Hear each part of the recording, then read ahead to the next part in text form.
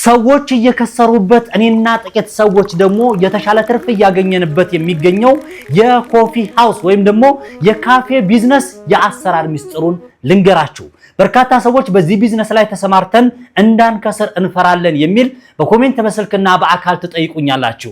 እኔ ሀብትሽ ወንድማችሁ አይዟችሁ እንዳትፈሩ እያልኳችሁ በዚህ ቢዝነስ ላይ ተሰማርታችሁ የተሻለ ውጤታማና ስኬታማ ትሆኑ ዘንድ እጅግ አስገራሚ ሆኑ የሥራ ጥበቦችን ልንገራችሁ። ከዛ በፊት ግን እኔ ሀብትሽ የሥራ ሰው ከወሬ ባሻገር በተግባር ነው የምታቆኝና እኔ ያላየሁትን እኔ ያልሰራሁትን ወደናንተ አላቀርብምና እስኪ የትኛው ካፌ ነው ትርፋማ የሆነው ኮፊ ሃውስ ምን ይመስላል ለምትሉኝ አፍሪካ ቡናን በጥቂቱ አስመልክቻችሁ ልመለስና እንቀጥል። ከምነግራችሁ በላይ እጅግ ማራኪ በተፈጥሮ አበባና በባህላዊ ያሸበረቀ ጫጫታ ግርግር የሌለበት መንፈስን የሚያድስ ሌላ ታሪክ የሆነ ቦታ አንድ ጊዜ ገብታችሁ ደጋግማችሁ ሱስ የሚሆንባችሁ አምጣታችሁ የጋበዛችሁት ሰርፕራይዝ የሚሆንበት ቦታ አፍሪካ ቡና ከ200 ሰው በላይ የሚይዝና አጫጭር ፕሮግራሞችን ለማከናወን ምቹ መስተንግዶና ድንቅ ውበት የተላበሰ ቤት አፍሪካ ቡና።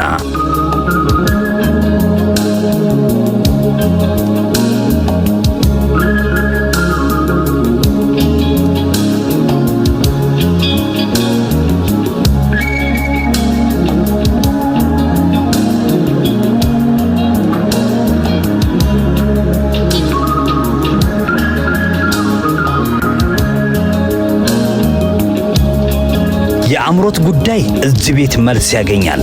ለስለስ ያሉ ሀገረኛ ክላሲካሎችን እየኮመኮሙ ጁስ ቢፈልጉ ምሳ፣ ቁርስ ቢፈልጉ እራት ምን ይላል እንደ ስማቸው የሚያፈሉት ቡናማ ከነምርቃቱ በሉት። ብቻ ምን አለፋችሁ እኔ ከተናገርኩት በላይ ታገኙታላችሁ። እዚህ ቤት የሚገርማችሁ ነገር አረንጓዴነትን ከመላበስም በላይ የተለያየ ተፈላጊ ምርጥ ታሪክ የያዙ መጽሐፎችንም ማንበብ ትችላላችሁ።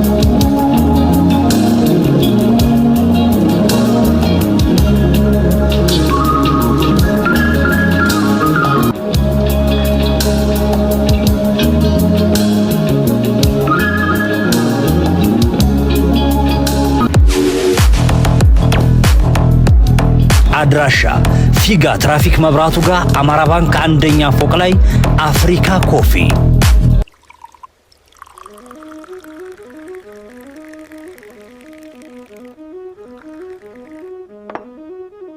ቪዲዮውን እንደተመለከታችሁት ነው አፍሪካ ቡናን እንዴት አገኛችሁት? አስተያየታችሁን ኮሜንት ቦታ ላይ ያስቀምጣችሁልኝ። ወደ ዛሬው የቢዝነስ ሐሳባችን እንመለስ።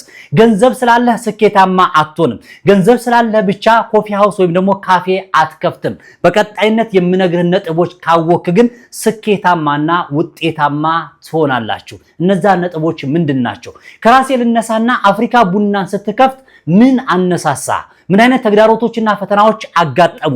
በምን አለፍካቸው? ለስኬት ለትርፍና የተሻለ ከስተመር ለማግኘት ምን አይነት ጥበብ ተከተልክ? የሚሉትን አብረን አካተን ወደዚህ ቢዝነስ ስትገቡ ምን አይነት ነገሮችን ማሟላት አለባቸው የሚሉትን የማይቀሩ ማንም የማይነግራችሁን ጥበቦች ልንገራችሁ። እንቀጥል። የመጀመሪያ ክቡራን ተመልካቾቼ ራሴንም እያጣቀስኩ ነው የምነግራችሁ። አንድ ሰው ካፌ ወይም ደግሞ ኮፊ ሃውስ ለመክፈት ሲያስብ የመጀመሪያው የጀርባ አጥንት ሁሌም የምለው ሎኬሽን ማግኘት አለባችሁ። የመጀመሪያ ጊዜ የሚወስድባችሁና የመጀመሪያ ማግኘት ያለባችሁ እጅግ በጣም ወሳኙ ነገር ሎኬሽን ነው። ስለዚህ ስኬታማ የሆነ ኮፊ ሃውስ ወይም ደግሞ ካፌ እንዲኖራችሁ ከፈለጋችሁ ሎኬሽን፣ ሴንተር ቦታ፣ ሰው የሚገኝበት የተሻለ ነገር እንደፈለጋችሁ ልታደርጉት የምትችሉት ሰዎች በደንብ ያንን ቦታ ኢንጆይ ሊያደርጉት የሚችሉትና በጣም ሴንተር የሆነ ቦታ ለማግኘት ሎኬሽን ያስፈልጋል። ስለዚህ የሰዎች የመጀመሪያ ውድቀታቸው መጀመሪያ የተናገርኩት የሰዎች ለኪሳራ ያደረጋቸው የመጀመሪያው ሎኬሽን ነው። ስለዚህ እኔም የመጀመሪያ አፍሪካ ቡናን ወይም ደግሞ አፍሪካ ካፌን ለመክፈት የመጀመሪያ ቻሌንጅ ሆነብኝና ብዙ ጊዜ የወሰደብኝ ሎኬሽን መምረጥ ነው። ስለዚህ እናንተም የሆነ ቢዝነስ ለመክፈት ስታስቡ ወይም የዛሬው የቢዝነስ ሐሳባችን ካፌ ወይም ደግሞ ኮፊ ሃውስ ለመክፈት ስታስቡ የፈጀውን ጊዜ ይፍጅ እንጂ ገንዘብ ስላላችሁ ብቻ ዘው ብላችሁ አትጀምሩም። ስለዚህ ሎኬሽን ላይ የመጀመሪያ ከፍተኛውን ዋጋ ከፍላችሁ ሎኬሽን ፈልጉ። ከዛ በኋላ የስኬታማ የመጀመሪያው ቁልፉን አገኛችሁት ማለት ነው። ቁልፋችሁን ሁለተኛውን ልንገራችሁ። ሁለተኛው ያገኛችሁት ቦታ ምርጥ ከሆነና ቦታው ሴንተር ቦታ ከሆነ ለዲኮር እንድታስቡበትና እንድትጨነቁበት እፈልጋለሁ። አንዳንድ ሰዎች ቢዝነስ ይጀምሩና ካፌ ይከፍቱና ኮፊ ሃውስ ይከፍቱና የከብት በረት ያስመስሉታል። ወይም ደግሞ ሸማቾች፣ ለቃሉ በጣም ትልቅ ይቅርታ፣ ግን ሸማቾች አይታችሁ ከሆነ ምንድነው የቅዱስ ጊዮርጊስ ወይም የቢራ ወይም ደግሞ የለስላሳ ወንበር ይጠቀሙና በቃ ግድግዳው ግድግዳ ነው ድብን ያለ ሙሉ ቀለም ወይ ቢጫ ወይ ቀይ ወይ የሆነ ቀለም ይቀባና እዛ ቦታ ላይ ብቻ መታችሁ የድራፍት መጠጫ ይመስል ኮፊ ሃውስና ካፌ ከፍተው እንደዛ የሚጠቀሙ ሰዎች አሉ። ማን አስቡበት እንጂ ሰዎች እኮ ግዴታ ሻይ ቡና ለመጠጣት ለመጠቀም ብቻ ሳይሆን ካፌ ራሱ የሚባለው ወይም ኮፊ ሃውስ የሚባለው መዝናኛ ነው። ሰዎች የጥሞና ጊዜ እንዲሆናቸው ሰዎች ለመዝናናትና የተሻለ ነገር የተሻለ ሰርቪስ የተሻለ እይታ ለማግኘት ስለሆነ የሚመጡት የዲኮር ጉዳይ ላይ እጅግ በጣም ልታስቡበት ይገባል። ዲኮር ሲባል በጣም ሌክዠሪ የሆነ ነገርና ውድ በሆነ ነገር የምታስቡ ሰዎች አላችሁ። አፍሪካ ቡናን እንዴት አያችሁት? አፍሪካ ኮፊን በጎን እየተመለከታችሁት ነው ብዬ አስባለሁ።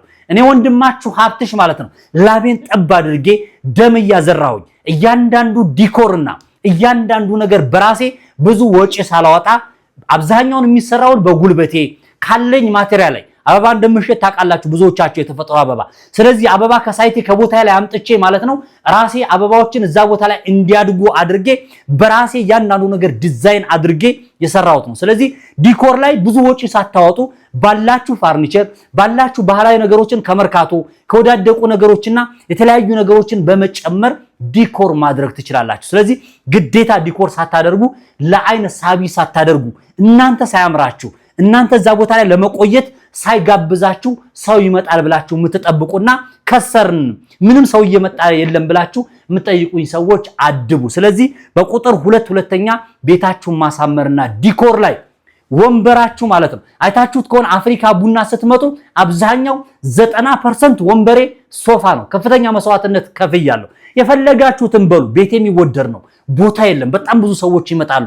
በጣም የተመሰገነ ይሁን ፈጣሪ ማለት ነው። አልহামዱሊላህ የተሻለ ስራ እየሰራው ነው። ለምን ሰዎች እንዲመቻቸው አድርጋለሁ። ጧት ላይ መተው ሰዎች ሶፋ ላይ ስለሆነ ቁጭ ያሉት የተመቻቸው ነው። አይቆረቁራቸውም። ጧት መተው ላፕቶፓቸውን ይዘው በጣም ብዙ ነገር ተጠቅመው ጧት 12 ሰዓት ላይ የገቡ ሰዎች ማለት ነው ማታ 2 ሰዓት ላይ የሚወጡ ሰዎች አሉ። ለምን ቤቱ ደስ ስለሚላቸው። ሁሉም ሰው ኮሜንት ሰጥቶ ደስ ብሎት ነው የሚወጣው። ስለዚህ የቤት ዲኮር አያያዛችሁ ላይ ማራኪና ውብ አድርጉት። እናንተ ሶፋ ውድ ነው ልትሉ ትችላላችሁ። በነገራችን ላይ ብዙ ያልተጠቀሙበትን ሶፋ ከቤቴ ብዙ ያልተጠቀምኩበትን ሶፋ ከቤቴ ጭምር አምጥቼ ምክንያቱም እኔ ስቆም ነው እኔ ተሻለ ትርፍ ሳገኝ ስለሆነ ከቤቴ ሶፋዬን አመጣሁኝ።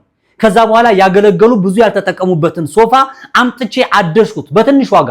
ዛሬ ሶፋ ስንት ነው? 200 300 ሺህ ብር ትባላላችሁ። ብታምኑኝም ባታምኑኝም እኔ ቤት መታችሁ ስታዩት ከአዲሱ በምንም አትለዩትም። ጨርቁን አስቀይሬ አሳጥቤ ጽድት አድርጌው ማለት ነው 200 ሺህ 300 ሺህ የሚሸጠውን ሶፋ ከአገለገሉ ሄጄ በ15 ሺህ ብር ነው የገዛሁት። ብታምኑም ባታምኑም የሥራ ተነሳሽነትና ሞቲቬሽን እንዲኖራችሁ ነው እያደረኩ ያለሁት። ስለዚህ እያንዳንዱ 5-6 ክፍሎች ውስጥ ላይ እያንዳንዱ ሶፋ ነው የምትመለከቱት። ሰው ደስ ብሎት ኢንጆይ አድርጎ ነው የሚሄደው። ስለዚህ ረጅም ጊዜ በወስድባችሁም የዛሬው ቪዲዮ ሚስጥሩ ይሄ ነውና ጊዜ ወስዳችሁ ተከታተሉኝ። እንቀጥል። ሶስተኛ ላይ ማከፋፈያን ማወቅ መቻል አለባችሁ። ቢዝነስ የጀመራችሁ ሰዎች አካባቢያችሁ ካለ ሸቀጣ ሸቀጥ በውድ የሚሸጥ ሰው ላይ በጣም ሄዳችሁ ስግጥ ብላችሁ የምትገዙ ሰዎች አላችሁ። የቢዝነሱ ትልቁ ቁልፍ ቦታ አስቤዛ ነው። አስቤዛ ላይ ጥረት ማድረግ አለባችሁ። ኮፊ ሃውስና ካፌ ስትከፍቱ አስቤዛ በቅናሽ ዋጋ የምታገኙበትን ቦታ አውቃችሁ ከዛ ነው የምታገኙት። አንድ ፓፓዬ ሰፈራችሁ ላይ 200 ብር የሚሸጥ ከሆነ አትክልት ተራ ወይም ደግሞ እዛ በማከፋፈያ ዋጋ የሚሸጥበት ቦታ ላይ 80 ብርና 70 ብር የሚሸጥበት ሁኔታ ነው ያለው። ስለዚህ ሄዳችሁ የምታመጡት ከየት ነው? ከዛ ቦታ ላይ መሆን አለበት። ትርፉ ከዛ ነው። ከአስቤዛ ማለት ነው። አንድ ቢዝነስ ስትከፍቱ አስቤዛ ወይም ደግሞ ግብአት ስትገዙ 50%ን ይይዛል። እና ካልሆነ ሰፈራችሁ ውስጥ የምትገዙ ከሆነ ምንድነው ትርፉ? ምን የተለየ ነገር አለ? ምንድነው የምታገኙት ጥቅም? ስለዚህ ማከፋፈያ ወይም ደግሞ አስቤዛ ላይ ከፍተኛ ጥንቃቄ ማድረግ አለባችሁ። እዚህ ጋር ከአስቤዛ ጋር በተገናኘ ከሰራተኞች ጋር አስቤዛ ስትሰጡ በጣም ከፍተኛ የሆነ ቁጥጥር ማድረግ አለባችሁ። ቁጥጥር ኮንትሮሊንግ ሲስተም ያስፈልጋቸዋል። ሲስተም መዘርጋት ያስፈልጋቸዋል። ስንት ኪሎ አመጣችሁ? ከፓፓዬ ስንት ይወጣል?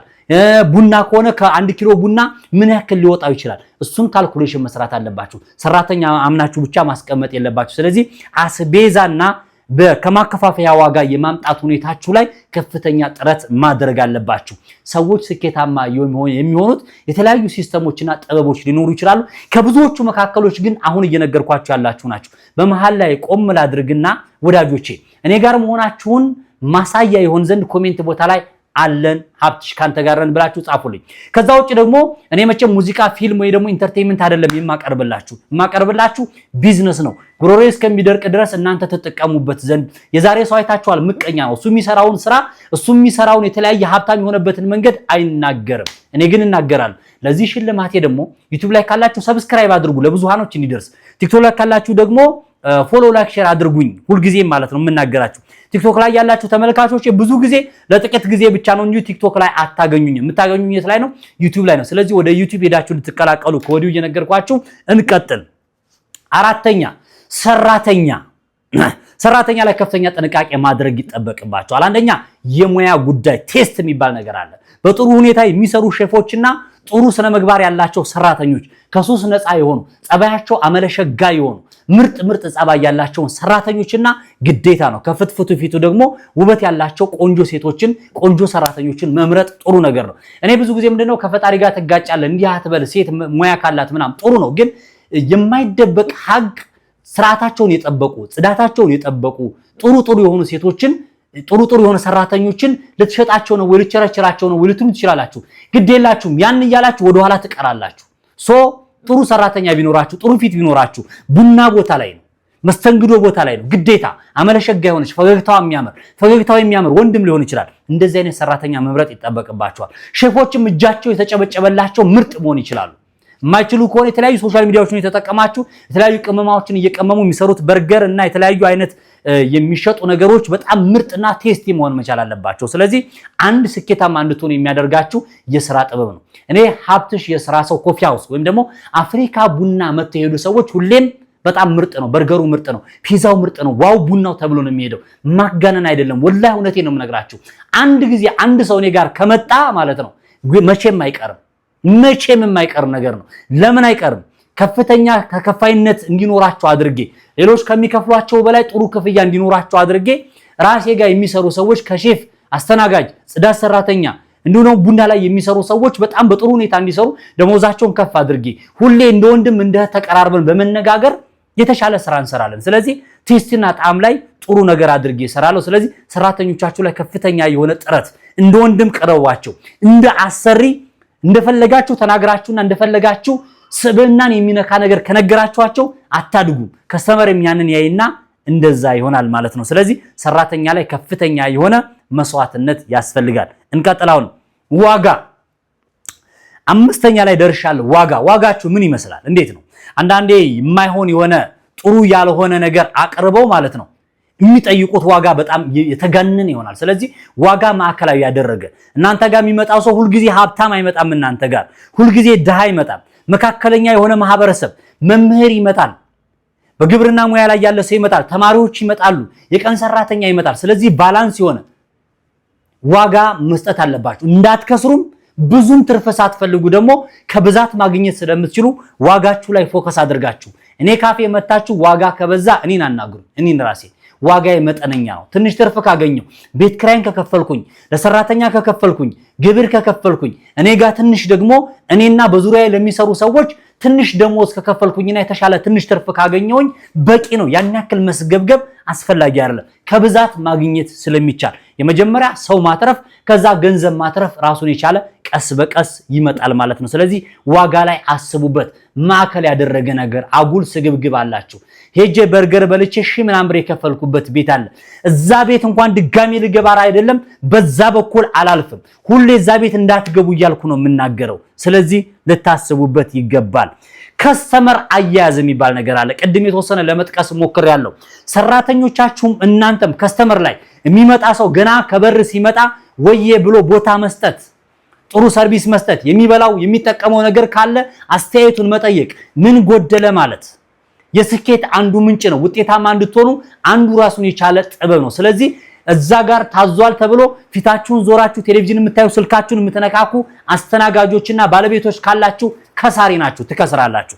ስለዚህ ከስተመር አያያዛችሁ ላይ ብዙ ባላብራራበትም በጣም ፕሮፌሽናል የሆነና 100% ማለት ነው ከስተመር አያያዛቸው ዋው ነው የሚባል መሆን መቻል አለበት ማለት ነው። እዚህ ላይ ብዙ ጊዜ አልፍጅባችሁ ብዙ ነገሮች ስላሉ ከዛ በኋላ የፕሮሞሽን ጉዳይ ነው። ፕሮሞሽን ማስታወቂያ የሚባል ነገር አለ። እዚህ ጋር በሶስት አይነት መንገድ ልንገራችሁ። የመጀመሪያ ቁጥር 1 እንዲይዘው የምፈልገው ነገር በፕሮሞሽን ላይ ማውዝ ቱ ማውዝ የሚባል ፕሮሞሽን አለ ወዳጆቼ። ማውዝ ቱ ማውዝ ማለት ምንድን መሰላችሁ? ቅድም የጠቀስኳቸውን ነገሮች አጠቃሎ የያዘ የማስታወቂያ አይነት ነው። ሎኬሽኑን፣ አሰራራችሁን፣ ሰራተኛን አጠቃላይ ያለውን ነገር ሰው መጥቶ ተጠቅሞ ለሌላ ሰው የሚናገርበት በአፉ የሚናገርበት መንገድ ማውዝ ቱ ማውዝ የሚባል ፕሮሞሽን ይባላል። ወይም ደግሞ ሰዎች በአገልግሎታችሁ ረክተው ለሌሎች ሰዎች የሚናገሩበት ሲስተም የትም ሳትሄዱ ስለኔ ኮፊ ሃውስ ማለት ነው። ከእኔ ያለሁት ለምሳሌ ወደ ሰሚት መሄጃ ላይ ፊጋ ነው የኔ ኮፊ ሃውስ አድራሻው ማለት ነው። ከጀሞ መጥተው የሚጠቀሙ ሰዎች አሉ፣ ለቀረጻ የሚመጡ ሰዎች። እኔ ካፌ ላይ ባይዘወይ በጣም ብዙ 80% ቲክታከሮች፣ አርቲስቶች፣ ሶሻል ሚዲያ ላይ የሚሰሩ ሰዎችና በጣም በከፍተኛ ሁኔታ የሚታወቁ ሰዎችና በጣም ስማርት የሆኑ ሰዎች ይመጣሉ እኔ ጋር። ለምን? እዚህ እኔ ሰፈር እኔ ጋር መጥተው የሰሩ ሰዎች የተጠቀሙ ሰዎች እዛ ሰፈር ሄደው ስለሚያወሩ ነው። ስለዚህ ማውዝ ቱ ማውዝ የሚባል ፕሮሞሽን ሰዎች የሰጣቸዋቸውን ሰርቪስ ረክተው ለሰዎች እንዲናገሩ የምናደርግበት የፕሮሞሽን ሲስተም ማውዝ ቱ ማውዝ የሚባል ፕሮሞሽን ነው ማለት ነው። ሁለተኛ ሶሻል ሚዲያ። ሶሻል ሚዲያ ማለት ራሳችሁ ተጠቅማችሁ የራሱ አካውንት ትከፍቱለትና ለምሳሌ አፍሪካ ቡና፣ አፍሪካ ኮፊ የሚል ራሱን የቻለ የኔ የሶሻል ሚዲያ ፕላትፎርም በቲክቶክ እና በተለያዩ ሶሻል ሚዲያዎች ላይ ከፍቼለታለሁ እኔ። ስለዚህ እያንዳንዳቸው የምሰጣቸውን ሰርቪሶች የፈለገ ሰው ይየው፣ ጥቂትም ሰው ይየው፣ ብዙም ሰው ይየው፣ ሁልጊዜ አፕዴት ማድረግ በየቀኑ የምትሰሩትን ነገር አሪፍ ነገሮችን እየጨመራችሁ ለሰው መናገርና አፕዴት ማድረግ መቻል አለባችሁ። በመሃል ላይ በነገራችን ላይ እያወራን ዝናብ እየጣለን ያለው ድምጽ ከረበሻችሁ እንግዲህ በርግጥ እነዚህ ማይኮች አሪፍ ናቸው ብዬ አስባለሁ። እንቀጥል። ስለዚህ ሶሻል ሚዲያን ተጠቀሙ፣ ፕሮሞት አድርጉ። እኔ ማንም ሰው ያውቀው ውጪ ላይ ማስታወቂያ አታዩ፣ ውስጥ ላይ ግን በጣም ትልቅ ስራ ነው የምሰራው። እንቀጥል። ማለት ማስታወቂያ ሁልጊዜ ስለምለቅ ሰዎች ያወቁት ሰዎች ሴቭ ያደርጉታል። ፊጋ ሲሄድ ወደ ሰሚት ሲሄድ ሀብትሽ ቤት ነው የምገባው፣ አፍሪካ ቡና የት ነው ብለው ይመጣሉ። ሁልጊዜም አይምሯቸው ውስጥ ሴቭ እንዲደረግ በሶሻል ሚዲያ ስለምሰራ። ሶስተኛው በፌመስ ሰዎችን ማስታወቂያ መስራት ትችላላችሁ። ሪቪው በሚያደርጉ ሰዎች ምናልባት አቅሙ ካላችሁ ግድ የለም እነሱ በደንብ አድረስ ማድረግ ስለሚችል ብዙ ኦዲየንስ ስላላቸው ገንዘብ ያላችሁ ሰዎች ካላችሁ እኔን ጨምሮና ሌሎችም ቤታችሁ መተው ሪቪው እንዲያደርጉላችሁ የማድረግ ስራ ከሰራችሁ አትራፊ ትሆናላችሁ። ሶስቱን ማውዝ ቱ ማውዝ የሶሻል ሚዲያና በፌመስ ሰዎች እንደውም ደግሞ አቅም ካላችሁ በቴሌቪዥንና በሬዲዮ ማስተዋወቅ ትችላላችሁ። ለምሳሌ አሁን ባለኝ መረጃ መሰረት ለአንድ ደቂቃ ወደ 16 እና 15 ሺህ ብር አካባቢ ለአንድ ስፖት ማስተዋወቂያ ቴሌቪዥን ላይ እንዲሁም ደግሞ ሬዲዮ ላይ ማስተዋወቅ ትችላላችሁ በቅናሽ ዋጋ። እነዚህን ስራዎችን መስራት ትችላላችሁ ነው። እያንዳንዱ ሚስጥር ነው የምነግራችሁ። በነገራችን ላይ ወደ መጨረሻው እየተቃረብኩ ነው። ቢዝነሳችሁ ላይ ስራችሁ ላይ የከፈታችሁት ኮፊ ሃውስ ወይም ደግሞ ካፌ ላይ ራሳችሁ መቆም፣ ራሳችሁ ባለቤቶቹ መኖር፣ ራሳችሁ ባታስተናግዱ እንኳን ልክ እንዳስተናጋጅ ከጀርባ አንዳንድ ኢንፎርሜሽኖችን መጠየቅና ራሳችሁ በከፍተኛ ሁኔታ ክትትል ማድረግ።